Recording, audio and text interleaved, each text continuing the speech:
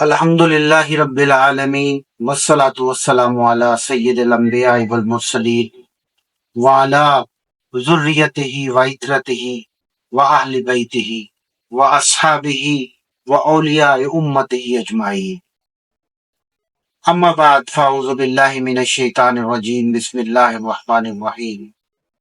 الحمدللہ آج ہمارا پروگرام ادب کے حوالے سے ہے۔ ادب اور اس کے تقاضے۔ انسان کی زندگی میں جتنے خصائل خیر ہیں اخلاق حمیدہ کہلاتے ہیں۔ نفس کا رذائل سے پاک ہونا اور گناہوں سے اجتناب کرنا اور تمام اخلاقی خصائل کا جمع ہو جانا ادب کہلاتا ہے۔ ادب کا حسن یہ ہے کہ اللہ تعالیٰ کی ذات کے ساتھ ادب ہو، آقا علیہ الصلوۃ والسلام کے ساتھ ادب، اہل بیت اطہار، صحابہ کرام، اولیاء کرام، مشائخ اعظام، اساتذہ اور والدین کے ساتھ ادب، اپنے سے بڑوں کے ساتھ ادب ہے۔ یہ ادب سمجھ لیں پورا دین ہے، اور دین معرفت الہی اور محبت رسول صلی اللہ علیہ وآلہ وسلم کا نام ہے۔ علامہ محمد اقبال رحمۃ اللہ علیہ فرماتے ہیں، دی سراپا سوختن اندر طلب، انتہائی عشق آغازش ادب۔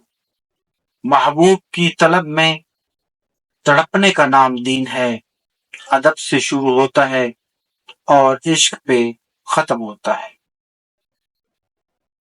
جو دین ادب سے شروع نہیں ہوتا اور عشق پہ ختم نہیں ہوتا، وہ دین ہی نہیں، وہ دین مقصود شریعت نہیں، وہ دین الہی نہیں ہے جو ادب سے شروع نہ ہو۔ اپنے برابر یا اپنے سے چھوٹے رشتوں یا ماتحت لوگوں سے خوش اسلوبی اور اخلاقی قدروں کے ساتھ پیش آنا ادب کہلاتا ہے۔ بہن بھائیوں، دوستوں، رشتہ داروں کے ساتھ اچھا برتاؤ کرنا، یہ سب حسن ادب ہے۔ چھوٹوں کا حق ہے کہ انہیں محبت دی جائے، ان کے عزت نفس کا خیال رکھنا، یہ بھی حسن ادب کا حصہ ہے۔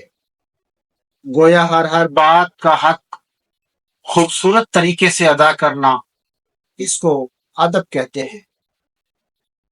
کسی شاعر نے بہت خوبصورت انداز میں ادب کی منظر کشی کی ہے، جو اہل ظرف ہوتے ہیں ہمیشہ جھک کے ملتے ہیں، صراحی سر نگوں ہو کر مرا کرتی ہے پیمانہ۔ امام شافعی رحمۃ اللہ علیہ فرماتے ہیں کہ اگر میں ادب کی کوئی بات سنتا ہوں تو جی چاہتا ہے کہ پورے انعامات کے ساتھ اور ہمدن گوش ہو کر سنو۔ پھر فرمایا کہ مجھے ادب کی جستجو اور تلاش اس قدر ہے کہ جیسے کسی عورت کا بچہ گم ہو جائے اور وہ اس کو ڈھونڈتی پھرتی ہو۔ الطبقات الکبریٰ میں حضرت شیخ ابو سعود کے حوالے سے مرقوم ہے، آپ رحمت اللہ علیہ فرماتے ہیں کہ اولیاء اللہ جن مقامات پر پہنچے کثرت اعمال کی وجہ سے نہیں بلکہ ادب کے ساتھ پہنچے۔ اولیاء کرام نے ادب کیا، ادب کا درس دیا اور ساری زندگی سراپائے ادب بنے رہے۔ یقیناً ادب کی وجہ سے انہوں نے راہ سلوک کی منازل طے کی اور دنیا کے لیے راحت کا باعث بنے۔ یقیناً آج کا مسلمان انہی ہستیوں سے ادب کا سبق سیکھتے ہوئے اپنا اعلیٰ کردار معاشرے میں پیش کر سکتا ہے، جس سے معاشرہ انفرادی اور اجتماعی طور پر ہر قسم کی پاکیزگی سے منور ہو سکتا ہے۔ خدا کرے کہ پوری امت مسلمہ بلکہ پوری انسانیت ادب اور اس کے تقاضوں سے आगाही हासिल करे और अमल पैरा हो और मार्फत का नूर हासिल करे। अदब एक ऐसी चीज है जो इंसान को बुलंदियों तक पहुंचाती है, और जिसके अंदर अदब है तो उसको बाअदब बानसीब कहेंगे, और जिसके अंदर अदब नहीं है तो उसको बेअदब बेनसीब कहते हैं।